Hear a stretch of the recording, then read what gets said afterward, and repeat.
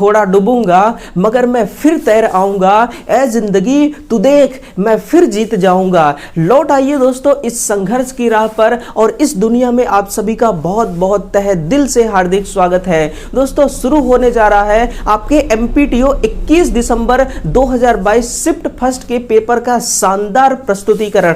चलिए दोस्तों इस अपने सेशन को आगे बढ़ाते हैं और हर एक क्वेश्चनों को दोस्तों बिल्कुल विस्तार पूर्वक हम चर्चा करने वाले हैं। नोटबुक उठा लीजिएगा दोस्तों और कलम अपने साथ में रखिएगा। हर पॉइंट को पंच लाइन के रूप में आपको पंच करते रहना है। पढ़िएगा पहला क्वेश्चन, और पहला क्वेश्चन आज का हमारा है 21 से, यानी कि पहले एपिसोड में हमने 20 प्रश्नों को बिल्कुल शानदार तरीके से सॉल्व किया है। आपने उस क्लास को नहीं देखा दोस्तों तो आप जरूर जाइए और देखिए, है ना। फिर देखिएगा आप 21 नंबर क्वेश्चन को। पढ़िए इस क्वेश्चन को। क्वेश्चन का बोल क्या है कि निम्नलिखित में से कौन सा इलेक्ट्रिक कारों का सामान्य फॉल्ट नहीं है ना। फटीग स्टार्टर, ईंधन टैंक का रिसाव, विफल स्पार्क प्लग या खराब स्टार्टर। खराब स्टार्टर का मतलब है दोस्तों डैमेज स्टार्टर से, है ना। ये एक सामान्य फॉल्ट है, ये आंसर गलत हो गया। विफल स्पार्क प्लग, है ना, विफल स्पार्क प्लग भी दोस्तों ये इसी का उदाहरण है ना। और फटीग स्टार्टर, इसका आंसर क्या होगा? ऑप्शन नंबर बी इसका करेक्ट आंसर होगा। ऑप्शन नंबर बी क्या है कि ईंधन टैंक का रिसाव, यानी कि एक ऐसा स्टार्टर है जिसमें फ्यूल डाला गया है, उस फ्यूल का लीकेज होना दोस्तों ये सामान्य फॉल्ट का प्रकार नहीं है। लीकेज होना मतलब सामान्य फॉल्ट, ये सामान्य फॉल्ट को नहीं बताती है। अगला क्वेश्चन है कि लैप वाइंडिंग अनुप्रयोगों में मुख्य रूप से उच्च धारा और निम्न वोल्टेज मशीनें शामिल होती हैं। गौर सुनिएगा दोस्तों, सामान्यतः इसमें वाइंडिंग कितने प्रकार की होती हैं? तो जब भी बात दोस्तों लैप वाइंडिंग की आए, किसकी? जब भी बात लैप वाइंडिंग की आए तो लैप वाइंडिंग में आप एक ही कॉन्सेप्ट आपको ध्यान रखना है कि ये कुल मिलाकर के ना 3 प्रकार की होती है। पहला है आपका सिंपलेक्स लैप वाइंडिंग, नोट करिएगा। पहला है आपका सिंपलेक्स और दूसरा है दोस्तों ड्यूप्लेक्स, है ना। Simplex lap winding, duplex lap winding और ट्रिप्लेक्स लैप वाइंडिंग। तो ये 3 है किसके प्रकार? ये तीनों की तीनों है दोस्तों लैप वाइंडिंग के प्रकार। आपका आंसर क्या होगा? Option number B correct answer है, जो कि एमपीटीओ के द्वारा भी इसी को करेक्ट माना गया है। अगले क्वेश्चन की ओर बढ़िएगा। वायरिंग सिस्टम जिसमें पीवीसी इंसुलेटेड तार होते हैं। इस क्वेश्चन में थोड़ा सा करेक्शन करने की आवश्यकता है, उस करेक्शन को सुनिएगा। जो क्लीट वायरिंग होती है ना, इसमें या तो पीवीसी प्रकार की तार होती है या फिर दोस्तों VIR प्रकार की, है ना। VIR या फिर पीवीसी। बैटन जो वायरिंग आपकी होती है ना, इसमें CTS या फिर TRS, CTS या TRS। और जो आपकी आवरण और केपिंग वायरिंग मतलब कि केसिंग केपिंग वायरिंग, इसमें भी पीवीसी या फिर आपका VIR केबल है। ओ जो नली वाहक वायरिंग है ना, ये भी है पीवीसी या फिर VIR प्रकार के इंसुलेटेड केबल इसमें प्रयोग किए जाते हैं। आप इसको जब गौर से देखेंगे ना तो आपको एक दिखेगा ऑप्शन नंबर बी में कि CTS। CTS का पूरा नाम क्या होता है ना। इसका पूरा नाम होता है दोस्तों कैब ट्राइब्स, है ना। कैब ट्राइब्स सिथ्ड, कैब ट्राइब्ड सिद्ध तार। और वहीं पर जो आपका TRS है, TRS का पूरा नाम लिखेगा टफ रबर सिद्ध केबल। जो आपकी इसमें शीत प्रयोग किया गया है ना, ये जो आपकी शीत प्रयोग किया गया है ये शीशे का होता है। किसका होता है? ये शीशे का। वहीं पर लिखेगा पीवीसी का पूरा नाम, तो इसका पूरा नाम होगा दोस्तों पॉलीविनाइल क्लोराइड, है ना। पॉलीविनाइल क्लोराइड ये पीवीसी का पूरा नाम है। ये कई बार एग्जाम में पूछा गया है। फिर है VIR, इसका पूरा नाम होता है वैल्केनाइज्ड इंडिया रबर, वैल्केनाइज्ड इंडिया रबर। ये सभी के फुल फॉर्म बहुत ही आपके लिए जरूरी है। CTS का फुल फॉर्म हो गया, TRS का हो गया और PVC का हो गया और VIR का हो गया, है ना। तो देखिएगा option number B correct answer होना चाहिए कि बैटन वायरिंग। और एक बात और ध्यान रखिएगा, चाहे वो क्लीट वायरिंग हो, है ना, चाहे वो क्लीट वायरिंग हो चाहे वो बैटन वायरिंग हो, इनके लिए इनको 250 वोल्ट के लिए हम प्रयोग करते हैं। किसके लिए दोस्तों? 250 और 250 से 450 वोल्ट के लिए हम किसको काम में लेते हैं? नली वाहक वायरिंग, जिसको हम कंड्यूट वायरिंग के नाम से भी जानते हैं। तो पूरा डाटा आपके सामने है, आप इसको बिल्कुल दोस्तों पूरे शिद्दत के साथ नोट कर लीजिएगा। अगले क्वेश्चन से मिलिए। क्वेश्चन नंबर 24 क्या है? निम्नलिखित में से कौन सा इंजीनियरिंग ड्राइंग का एक महत्वपूर्ण हिस्सा नहीं है ना? सुनिएगा, आयाम क्या है? पहला है आयाम। इसको हम क्या कहते हैं? इसको हम डायमेंशन के नाम से जानते हैं। नोट करिएगा, इसको हम डायमेंशन, ये एक प्रकार है इसका। और ये है आपका टॉलरेंस। टॉलरेंस का मतलब क्या होता है? समझिएगा टॉलरेंस को, है ना। जैसे मान लीजिए कि आपकी वाली दोस्तों, आप अपने वाली के पास कॉल किए, है ना, बात करने के लिए आपने फोन लगाया और आपने गलत टाइम पर फोन लगा दिया। उधर से जवाब में क्या आ रहा है? जवाब में आ रहा है कि अरे सामने पापा बैठे, मैं बात कैसे करूं। अब उसने आपको एक टाइम दिया कि 4 बजे दोबारा फोन लगाना, फिर मैं बात करूंगी। अब उसने तो बोल दिया आपको कि 4 बजे फोन लगाना, लेकिन दोस्तों आपने तो बोल दिया कि ठीक है 4 बजे लगाऊंगा, लेकिन अगर आपने 4 बजे नहीं लगाया तो फिर हो जाएगी खटिया खड़ी और बिस्तरा गोल, है ना। आपको 4 बजे लगाना ही लगाना है, लेकिन आप क्या बोलेंगे कि देखो भैया 4 से थोड़ा बहुत ऊपर नीचे हो सकता है 2-4 मिनट, है ना, 2-4 मिनट, 8-10 मिनट कम ज्यादा हो सकते हैं। तो जो 8-10 मिनट का जो मामला है ना, वही कहलाता है आपका टॉलरेंस। मान के चलिए कि ये एक स्केल है, ये क्या है? एक स्केल है, और इस स्केल से आपको 109 mm मापना है डायमेंशन को। कितना? 109 mm, है ना।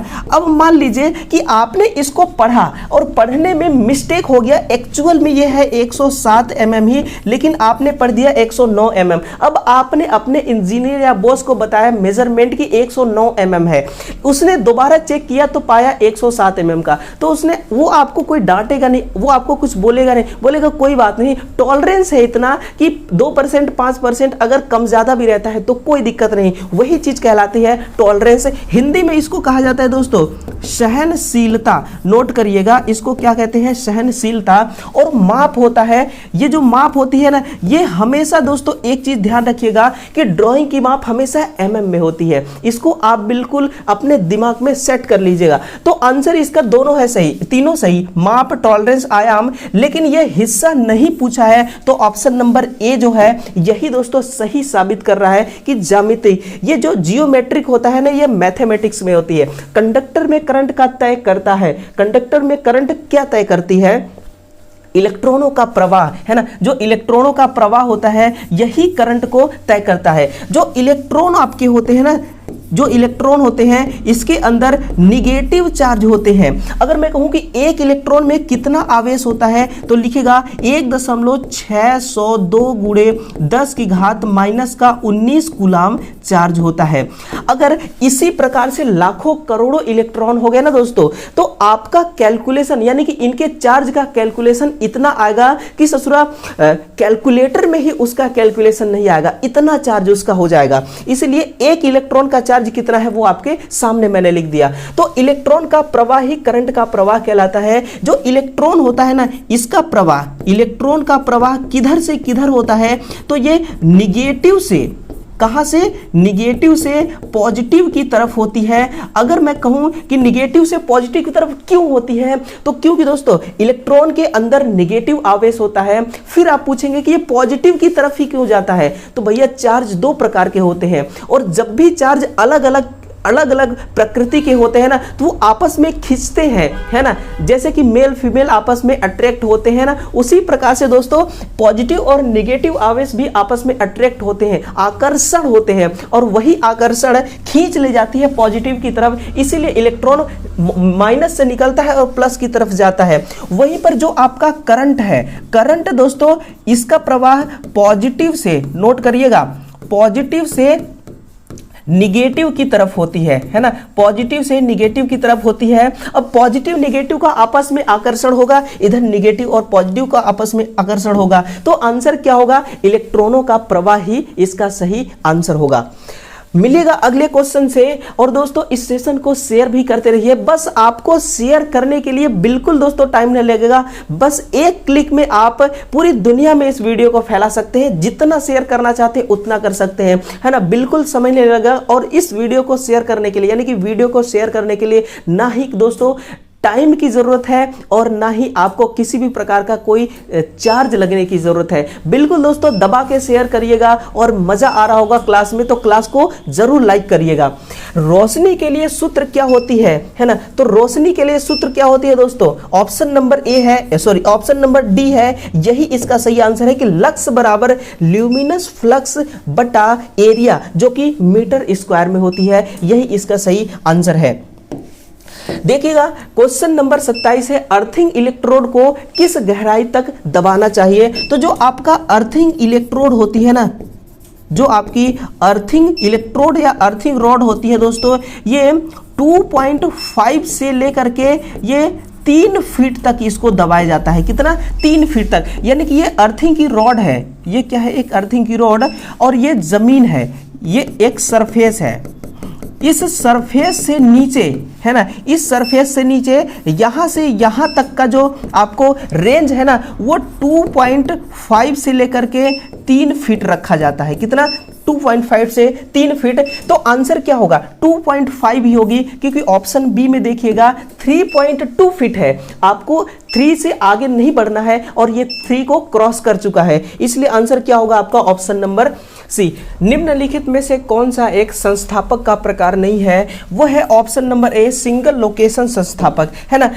इसमें दोस्तों नए नए क्वेश्चनों से आपका मुलाकात होगा। अब बस इस वीडियो में बने रहिएगा। एमपीटीओ वालों ने बिल्कुल नए और फ्रेश क्वेश्चनों को आपके सामने हाजिर किया था, है ना। एसी मोटर स्टार्टर का नाम क्या है? वो है आपका ड्यूअल स्टार्टर। देखिएगा और सुनिएगा इसका कॉन्सेप्ट। जो आपका ड्यूअल स्टार्टर होती है, ये 3 HP से लेकर के 7 HP तक की मोटर को ये स्टार्ट कर सकती है, लेकिन केवल और केवल ये एसी मोटर को ही स्टार्ट करेगी। किसको दोस्तों? एसी मोटर्स को ही ये स्टार्ट करेगी। एक बात और ध्यान रखिएगा, ये 40 HP तक की मोटर को स्टार्ट कर सकती है। कितना दोस्तों? 40 HP तक के मोटर को। लेकिन एक कंडीशन होना चाहिए, अगर आपका इंडक्शन मोटर 8 से 12 दिन लगातार अगर आपको चलाना है, कंटिन्यू 8 से 12 दिन चलाना है, तो आप 40 HP तक की मोटर को भी आप ड्यूअल स्टार्टर के द्वारा स्टार्ट कर सकते हैं। ये दोस्तों स्टार्टिंग करंट को ना ही कम करती है और ना ही स्टार्टिंग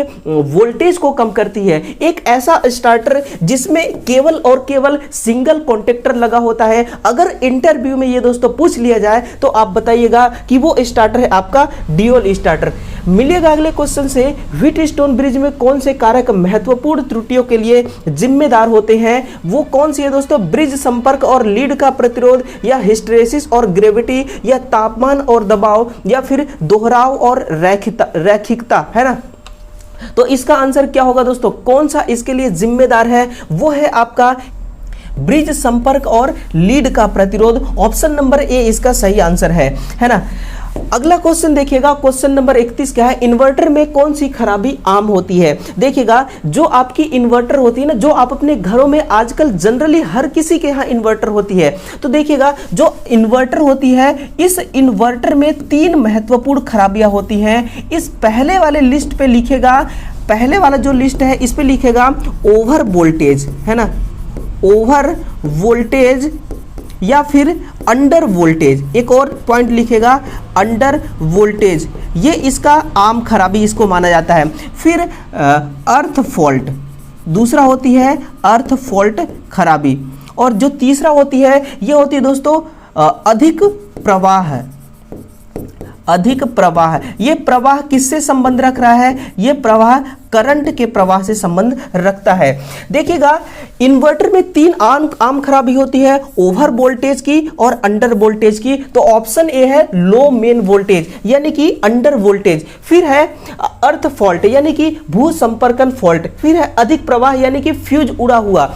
अगर प्रवाह अधिक होगा करंट तो फ्यूज आपका उड़ जाएगा। तो ये तीनों के तीनों इसके आम खराबी हैं, लेकिन खराबी क्वेश्चन में है, खराबी ऑप्शन में नहीं है। क्वेश्चन में क्या है? इन्वर्टर में कौन सी खराबी आम है? तो वो दोस्तों आपको फॉल्ट आइसोलेटर की तरफ जाना होगा, क्योंकि जो एग्जामिनर के द्वारा क्वेश्चन बनाया गया ना, उस क्वेश्चन में दोस्तों थोड़ा करेक्शन करने की आवश्यकता है ना। देखिएगा गलती सबसे हो जाती है दोस्तों। सिर्फ आप सोचते होंगे कि गलतियां हम ही से होती है, आप देखिए एग्जामिनर खुद गलती कर रहा है और उसकी गलती को हमें बताना पड़ रहा है ना। तो गलती किसी से भी हो सकती है। अगर आपसे गलती हो रही है ये बहुत अच्छी बात है, आपको सीखने का मौका मिल रहा है ना।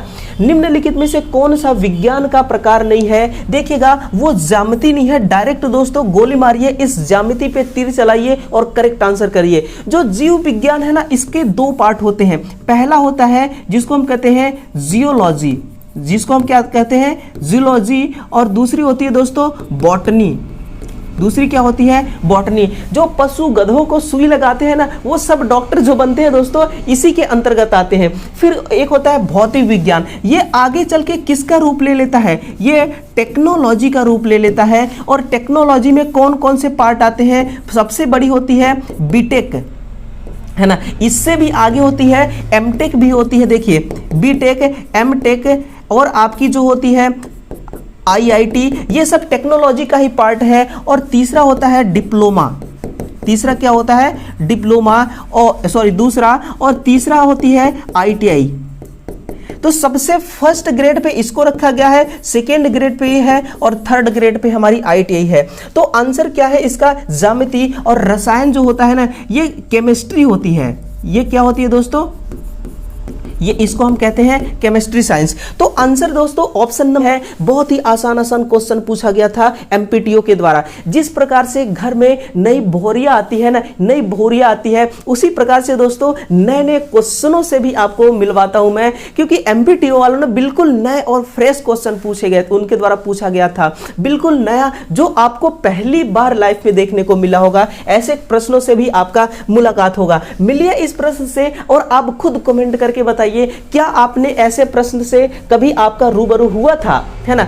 यकीनन आप दोस्तों ऐसे प्रश्नों से कभी नहीं उलझे होंगे। ब्रुसलेस डीसी मोटर कितने समय तक चलती है? ये दोस्तों कितने समय तक चलती है? ऑप्शन नंबर सी है 2000 घंटे, है ना। पहला क्वेश्चन ऐसा है जो बिल्कुल नया क्वेश्चन है ना, नई नवेली दुल्हन की तरह। ब्रुसलेस डीसी मोटर कितने समय तक चलती है? 2000 घंटे तक। इसका देखिएगा ये जो है ना आपका, ये 1000 से लेकर के 2000 घंटे तक चलती है आपकी डीसी मोटर, है ना। डीसी मोटर 2000 घंटे तक चलती है 1000 से। लेकिन आपको मैक्सिमम वाला आंसर करना होता है, जैसा कि आपको पता भी है। तो आंसर ऑप्शन नंबर सी होगा। अगर पूछे इसका उपयोग कहां पर किया जाता है, तो आप लिखिएगा दोस्तों रोबोट में। कहां पर? रोबोट में हम इसको प्रयोग करते हैं। आपने रजनीकांत भाई साहब, रजनीकांत सर का मूवी देखा होगा रोबोट, है ना। उस रोबोट में देखिए प्रोग्रामिंग किया जाता है। रोबोट को हम अपने अकॉर्डिंग प्रोग्राम करते हैं और जैसा जैसा आप प्रोग्राम डालेंगे वैसे ही वो काम करता है। और आपने देखा होगा दोस्तों, अगर किसी ऐसे कंपनियों में काम किया होगा जहां पे एल्यूमिनियम की सिल्ली तैयार की जाती है, वहां पे भट्टियों में एल्यूमिनियम की सिल्ली तैयार करते हैं और भट्टियों के जगह, भट्टियों के पास में तो कोई आम वर्कर खड़ा होकर वर्क नहीं कर सकता। जैसा कि आपको पता है टेम्परेचर वहां पे बहुत अधिक होता है। तो हाई टेम्परेचर को सहन कर सके ऐसे मेटल का प्रयोग करके रोबोट को बनाया जाता है और वहां पर रोबोट को लगाया जाता है। रोबोट भट्टी से निकाल करके उस सिल्ली को बाहर रखता है, फिर उसको वर्कर्स के द्वारा उसको आगे ट्रांसफर कर दिया जाता है। तो रोबोट में कौन सा मोटर लगा होता है? ब्रुसलेस डीसी मोटर, है ना।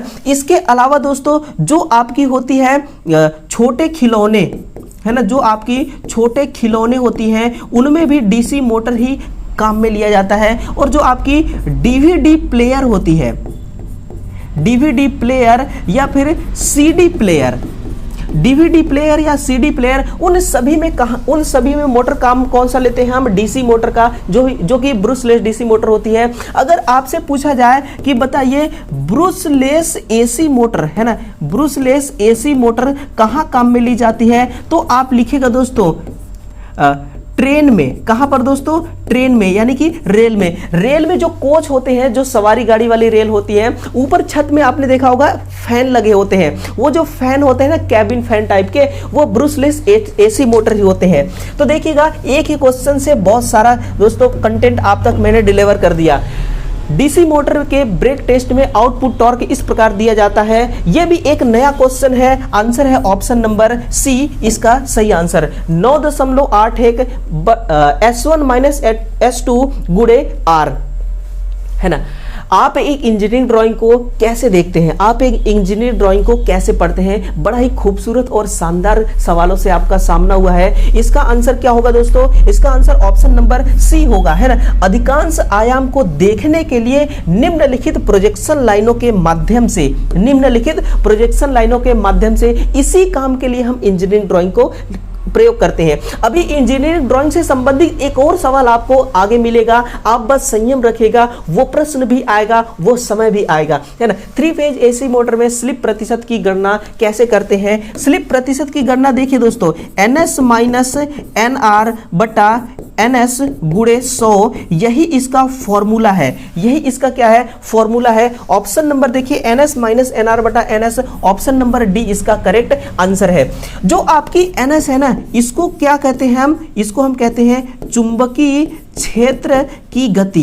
इसको हम क्या कहते हैं दोस्तों? चुंबकीय क्षेत्र की गति। और NR होती है, इसको हम कहते हैं मोटर की गति। ध्यान रखिएगा, मोटर की गति। अगर आपसे कोई ये कह देना कि बताइएगा चुंबकीय क्षेत्र की गति जो होती है वो अधिक होती है या मोटर की गति अधिक होती है, तो बेशक दोस्तों चुंबकीय क्षेत्र की जो गति होती है वो अधिक होती है, क्योंकि चुंबकीय क्षेत्र एक प्रभाव है ना, प्रभाव है। जैसा कि चुंबकीय क्षेत्र का कोई वजन नहीं होता, कोई आकार नहीं होता, ये एक प्रकार का प्रभाव है, फ्री होता है। जैसे कि हवा फ्री है, ना ही हवा को कोई आकार है, ना ही हवा की कोई कलर है, रंग रूप है। आपने कभी ऐसा देखा कि लाल रंग की हवा हो, पीले रंग की हवा हो, तो हवा की कोई कलर नहीं होती, ना ही इसकी कोई आकार होती है। जिधर मर्जी, जितने भी डाड़ बगार में चल रहे दोस्तों हवा, वो जिधर मर्जी उधर हवा चल देती है ना। वो अपने मन का मालिक है, वो अपने मन के मालिक है, उसका कंट्रोल उसी के हाथ में है। इसी प्रकार से चुंबकीय क्षेत्र की गति अधिक होती है। अगर आपसे कोई पूछे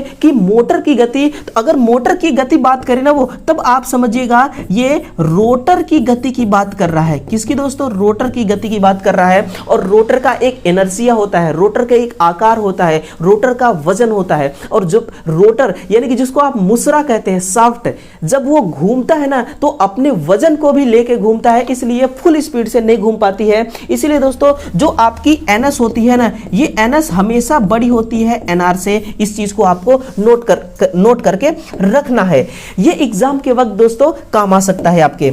मिलिएगा अगले क्वेश्चन से कि विद्युत परिपथ में उत्तेजन बल का नाम लिखिएगा। विद्युत परिपथ में ध्यान रखिएगा किसकी बात किया जा रहा है? विद्युत परिपथ का। AT में MMF, AT का मतलब क्या है? एम्पियर टर्न में MMF, और MMF किस में होता है? ये दोस्तों चुंबकीय परिपथ में होती है।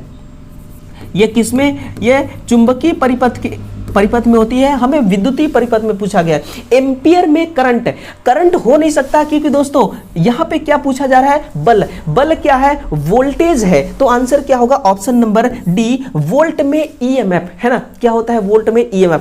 देखिएगा दोस्तों, एक होता है ना यांत्रिक बल, जिसको हम मैकेनिकल बल कहते हैं। मान लीजिए कोई गधा खड़ा है मेरे सामने, मुझे उसको धक्का लगा करके उसको अपने से दूर करना है, तो मैं क्या करूंगा? मैकेनिकल फोर्स लगाऊंगा, मैकेनिकल बल लगाऊंगा। और मैकेनिकल बल को ना न्यूटन में नापते हैं, न्यूटन में मापते हैं। किसमें दोस्तों? न्यूटन में। और जो आपका विद्युतीय बल होता है इसको हम वोल्ट में मापते हैं। इसको क्या कहते हैं? EMF। इसको कहते हैं EMF। इसका पूरा नाम क्या होता है? नोट करिएगा, इलेक्ट्रोमैग्नेटिक फोर्स। इलेक्ट्रोमैग्नेटिक फोर्स, ये इसका पूरा नाम है। और इसको हम किस में पढ़ते हैं? वोल्ट में इसको पढ़ा जाता है ना। तो आंसर ऑप्शन नंबर देखिएगा, इसका डी करेक्ट है। रूबरू हुई हो दोस्तों क्वेश्चन नंबर 38 से। रोशनी किसके लिए प्रयोग की जाती है? तो रोशनी दोस्तों घरों को रोशन करने के लिए, है ना। ऑप्शन नंबर डी इसका करेक्ट आंसर है। देखिए दोस्तों, घरों को रोशन करने के लिए आप रोशनी का प्रयोग करेंगे, रोशनी के द्वारा अपने घर को रोशन कर लेंगे। लेकिन अपने अंधकार किस्मत को, अपने अंधकार जीवन को कैसे रोशन किया जा सकता है? तो उसका एक ही मंत्र है कि स्ट्रगल, बिना रुके, बिना झुके और बिना थके जो स्टूडेंट स्ट्रगल करता है, संघर्ष की मार पर अपने आप को उतारता है और संघर्ष के मैदान का वो खिलाड़ी बनता है, वही इंसान अपने जीवन को दोस्तों प्रकाशमय कर देता है ना। तो प्रकाशमय अपने लाइफ को करने के लिए संघर्ष करना जरूरी है और घरों को रोशन करने के लिए रोशनी की जरूरत है ना। तो अगले क्वेश्चन से मिलिए, अल्टरनेटर को कितनी बार बदलना चाहिए? अल्टरनेटर को कितनी बार बदलना चाहिए, इस क्वेश्चन का जो आंसर है ना, ये मैं आपसे चाहता हूं दोस्तों, और आप कमेंट करके मुझे बताना कि इसका आंसर क्या है। मैंने आपको बोला था कि मैं आपको नए नए क्वेश्चनों से रूबरू कराऊंगा। जैसे नई नई दुल्हन घर आती है ना, बस एमपीटी वाले नए नए क्वेश्चन आपके लिए पेश किए हैं, बस उस क्वेश्चनों से आप सीखिए दोस्तों। आपको सीखना है, जीवन में आपको सीखते रहना है। सीखना दोस्तों एक ऐसी चीज है, लर्निंग एक ऐसी चीज है ना, शिक्षा एक ऐसी चीज है, जीवन समाप्त हो जाएगी लेकिन इसका कोई अंत नहीं है। आप दोस्तों, आपकी जीवन समाप्त हो जाएगी लेकिन अगर आप सीखते रह गए ना, तो ऐसा कोई दिन नहीं आएगा कि आपको लगेगा कि आज मेरे पास सीखने के लिए कुछ नहीं है ना। तो सीखते रहिए और आगे बढ़ते रहिए, नाम रोशन करते रहिए, खुद को दोस्तों आसमान की ऊंचाइयों तक लेकर जाते रहिए। निम्नलिखित में से कौन सा अल्टरनेटर के समांतर संचालन के लिए शर्त नहीं है? वो है दोस्तों आपका ऑप्शन नंबर डी। देखिए, दो प्रणालियों का चरण कोण बराबर होना चाहिए। कहने का मतलब कि फेज एंगल एक समान होना चाहिए। जैसे दोस्तों शादी होती है ना, दूल्हा दुल्हन होते हैं, तो जब वो फेरे लेते हैं ना, तो दोनों, चाहे वो दूल्हा हो चाहे वो दुल्हन हो, दूल्हे राजा भी 7 फेरे ही लेता है और दुल्हन रानी भी 7 फेरे ही लेता है। कभी आपने ऐसा देखा है कि दुल्हवा 10 चक्कर मार गया, 10 राउंड मार गया, लेकिन दुल्हनिया 5 राउंड मारी? ऐसा कभी होता है? नहीं ना, क्योंकि 7 फेरे वो लेते हैं और 7 वचन निभाने के लिए कसम खाते हैं, साथ साथ जीने मरने के वादे करते हैं, वचन लेते हैं, है ना। भले शादी के बाद अलग अलग मरे, वो अलग बात है, लेकिन साथ जीने मरने का वादा करते हैं। उसी प्रकार से दो प्रणालियों का चरण कोण बिल्कुल एक समान होना चाहिए। ऐसा नहीं कि अलग अलग हो, है ना, तभी सिंक्रोनाइजिंग हो सकती है। तो ये सही आंसर है इसका। बस बार वोल्टेज को और आने वाली मशीन वोल्टेज का चरण क्रम समान होना चाहिए। बिल्कुल जिस प्रकार से फेज कोण बराबर होना चाहिए, उसी प्रकार से वोल्टेज का चरण बराबर होना चाहिए। अनंत बस बार और आने वाली मशीन का वोल्टेज समान होना चाहिए, ये वोल्टेज भी समान होना चाहिए। यानी कि आंसर जो है ना, ऑप्शन नंबर हमारा डी इसलिए है कि ये अपोजिट क्वेश्चन है, अपोजिट क्वेश्चन पूछा गया है, नहीं है। आप इसको ध्यान दीजिएगा, नहीं है। कई स्टूडेंट ऐसे होते हैं कि उनको सब कुछ पता है कि कैसे कैसे सिंक्रोनाइजिंग का कौन कौन सा शर्त है, वो रट्टा मार के यहां से जाते हैं, एग्जाम में बैठते हैं और वो ये सब देखना भूल जाते हैं हड़बड़ी में कि क्वेश्चन पूछ क्या रहा है, और नहीं को वो पढ़ेंगे ही नहीं, है ना, नहीं को वो पढ़ेंगे ही नहीं, और जो नहीं को नहीं पढ़ा ना दोस्तों, तो वो नहीं का आंसर नहीं दे पाता है। इसीलिए आपको ध्यान से नहीं को भी पढ़ना है। नहीं भी आपके लाइफ में उतना ही जरूरी है, आपके एग्जाम के लिए उतना ही जरूरी है जितना हाँ जरूरी है। विद्युत परिपथ में धारा घनत्व ये समीकरण इस प्रकार दिया गया है। जो धारा समीकरण दोस्तों, जिसको हम कहते हैं धारा घनत्व, इसको हम क्या कहते हैं? धारा घनत्व, करंट डेंसिटी, इसको J से दर्शाया जाता है और I बटा A इसका सूत्र होता है ना। देखिए, जो आपका I है ना, ये क्या है दोस्तों? एम्पियर। इसको हम किस में लिखते हैं? एम्पियर, है ना। A लिखिए, I लिखिए, और जो A है ये क्या है? आपका एरिया। ये क्या है दोस्तों? एरिया, जो कि किस में होती है? मीटर स्क्वायर में होती है। तो आंसर आपका क्या होना चाहिए? आंसर दोस्तों आपका option number A correct answer होना चाहिए। 1 बटा ए एम्पियर बटा एम्पियर स्क्वायर, है ना। ऑप्शन नंबर डी इसका करेक्ट आंसर है। दोस्तों, इस सेशन को लाइक भी करते रहिए और अपने दोस्तों तक पहुंचाते भी रहिए। ये आपका कर्तव्य है, ये आपकी जिम्मेदारी है ना। मैं अपनी जिम्मेदारी बड़े ही शिद्दत के साथ निभा रहा हूं। आपके सामने मैं तब तक खड़ा रहूंगा दोस्तों जब तक कि टोटल 49 क्वेश्चन तक हम नहीं पहुंच जाते। देखिएगा, अनुशंसित आरपीएम क्या है? जिस पर चार्जिंग प्रदर्शन परीक्षण किया जाता है। ऐसा क्वेश्चन आपके सामने आया है जिसका मुलाकात आपके साथ कभी जीवन में नहीं हुआ होगा, यहां तक कि मेरे साथ भी नहीं हुआ है, लेकिन फिर भी मैं आपको आंसर बताऊंगा। ऑप्शन नंबर इसका ए करेक्ट आंसर है कि 2500 आरपीएम। कौन आंसर होगा दोस्तों? ऑप्शन नंबर ए इसका करेक्ट आंसर होगा। देखिए दोस्तों, ऐसे ऐसे क्वेश्चन आपके सामने आ रहे हैं ना, आप क्वेश्चनों से भयभीत कभी मत होइए। तभी मैं कहता हूं दोस्तों कि तैयारी में, दोस्तों आपकी तैयारी में किसी भी प्रकार का आपको कोई शक नहीं होना चाहिए, है ना। तैयारी मजबूरी में नहीं, तैयारी मजबूती के साथ होना चाहिए, और वही मजबूती कहां काम में आती है? एग्जाम सेंटर में। अगला क्वेश्चन है, उस वाइंडिंग का नाम बताइए जिसमें ध्रुवों के बीच समांतर पथों की संख्या ध्रुवों की संख्या की 3 गुनी होती है। मैंने अभी अभी आपके लिए एक पॉइंट लिखाया था और दोबारा लिखा देता हूं दोस्तों। जो आपकी लैप वाइंडिंग होती है ना, ये कुल 3 प्रकार की होती है।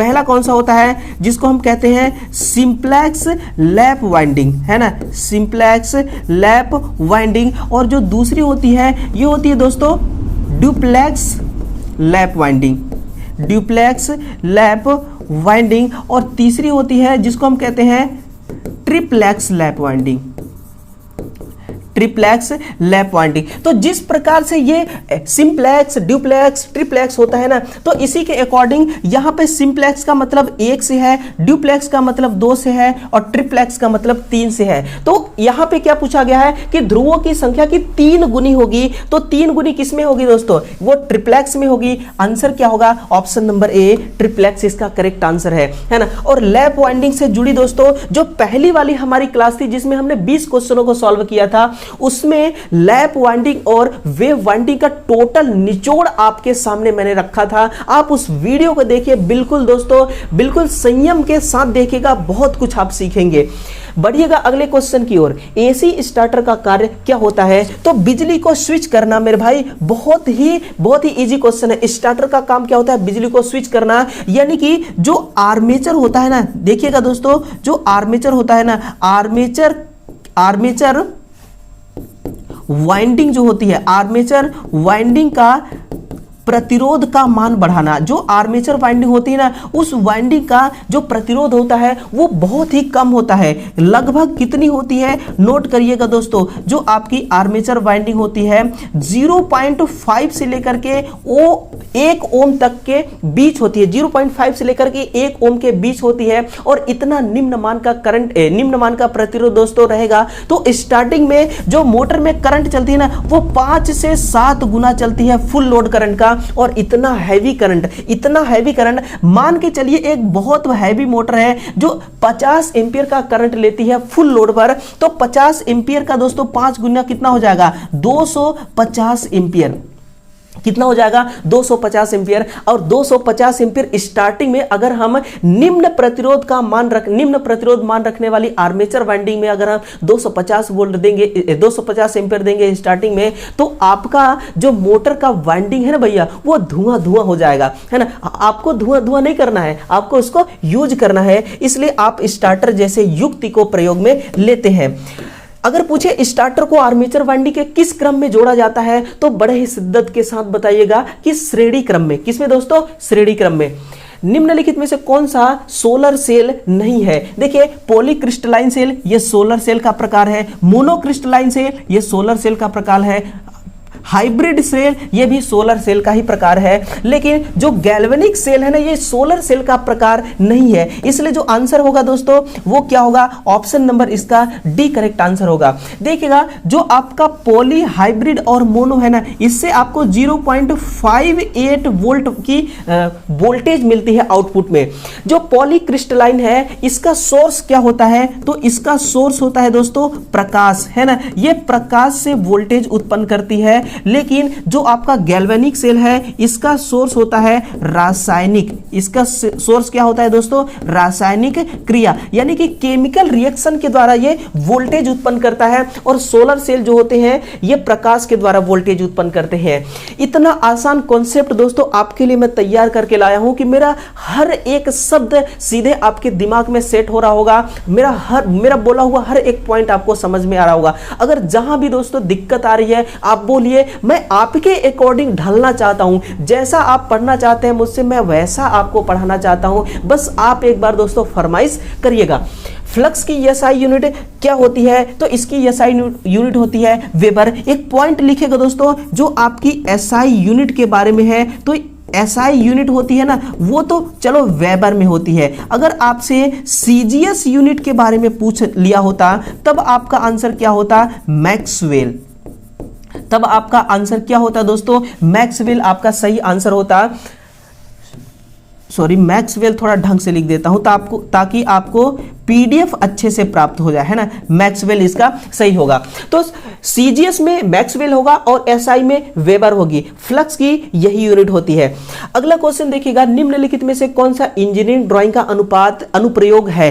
वो समय आ गया, वो घड़ी आ गई दोस्तों, जिसका आपको इंतजार था और जो मैंने आपको बताया था कि कुछ ही समय में एक और ऐसा क्वेश्चन आने वाला है जो इंजीनियरिंग ड्राइंग से संबंधित है। इंजीनियरिंग ड्राइंग का हम प्रयोग क्यों करते हैं? डिजाइन विचारों का संचार करने के लिए। किसके लिए दोस्तों? 3 क्वेश्चन हो गए इंजीनियरिंग ड्राइंग के, 3 क्वेश्चन हो गए। पहला क्वेश्चन क्या था कि हम डायमेंशन के बारे में पूछा गया था, है ना, जिसमें माप, टॉलरेंस और एक ज्यामिति शायद था, है ना, माप, टॉलरेंस और कुछ करके डायमेंशन करके था, और एक था इसका प्रयोग कहां पर करते हैं, एक और क्वेश्चन था। तो 3 क्वेश्चनों से मुलाकात हो चुका है आपका। देखिएगा क्वेश्चन नंबर 48 है, अल्टरनेटर के परीक्षण में सुरक्षा सावधानी क्या है। अल्टरनेटर के परीक्षण में सुरक्षा सावधानी है, नोट करिएगा कि आपका कभी भी आप खुले सर्किट पर अल्टरनेटर को संचालित ना करें, है ना, कभी भी ओपन सर्किट पर। यह सुन लीजिए दोस्तों, आप टेक्नीशियन बनने जा रहे हैं, आप एक खिलाड़ी बनने जा रहे हैं, आप ऐसा खिलाड़ी बनिए कि आपसे बेहतर और कोई खिलाड़ी आपके पिच में हो ही ना। अगला क्वेश्चन है, डीसी मशीन पर प्रत्यक्ष परीक्षण का उदाहरण क्या है। इस क्वेश्चन का दोस्तों कॉन्सेप्ट मैं बिल्कुल शिद्दत के साथ दूंगा, बड़े ही संयम के साथ लिखाऊंगा। लिखेगा जो डीसी मशीन का प्रत्यक्ष परीक्षण का उदाहरण क्या है, वो है दोस्तों आपका ऑप्शन नंबर ए, हॉपकिंसन परीक्षण। हॉपकिंसन परीक्षण को हम प्रत्यक्ष परीक्षण के नाम से जानते हैं। ये दोस्तों आपको बहुत भली भांति से पता हो चुका है। हॉपकिंसन को दोस्तों हम फुल लोड पर, इस परीक्षण को हम फुल लोड पर करते हैं, और फुल लोड पर हम क्या चेक करते हैं, इस मोटर की दक्षता, है ना। क्या करते हैं दोस्तों, मोटर की दक्षता चेक करते हैं। अगर मैं कहूं कि इस टेस्ट को करने के लिए कितने डीसी मशीन की आवश्यकता होती है, तो इसमें दोस्तों 2 शंट डीसी मशीन की आवश्यकता होती है। कितने? 2 शंट डीसी मशीन की आवश्यकता होती है। वहीं पर हम बात करेंगे दोस्तों स्वाइनबर्न परीक्षण का, तो ये हमेशा नो लोड पर इस टेस्ट को किया जाता है, और नो लोड पर देखा जाता है कि नो लोड पर लॉस कितना हो रहा है। वही चीज दोस्तों स्वाइनबर्न परीक्षण है। इस चीज को आपको नोट करना है। तो इसका पूरा डिटेल्स आपके सामने हाजिर हो चुका है, आप इसको नोट करिएगा। और इस सेशन में टोटल 49 क्वेश्चन ही है, यानी कि 50 में से 1 क्वेश्चन बाकी है ना। अगले एपिसोड में दोस्तों हम चित्र यानी कि फिगर से संबंधित प्रश्नों को आपके सामने पेश करेंगे, और कुछ न्यूमेरिकल प्रश्न हैं, उन न्यूमेरिकल प्रश्नों को भी आप तक मैं पहुंचाऊं, बहुत जल्दी पहुंचाऊंगा।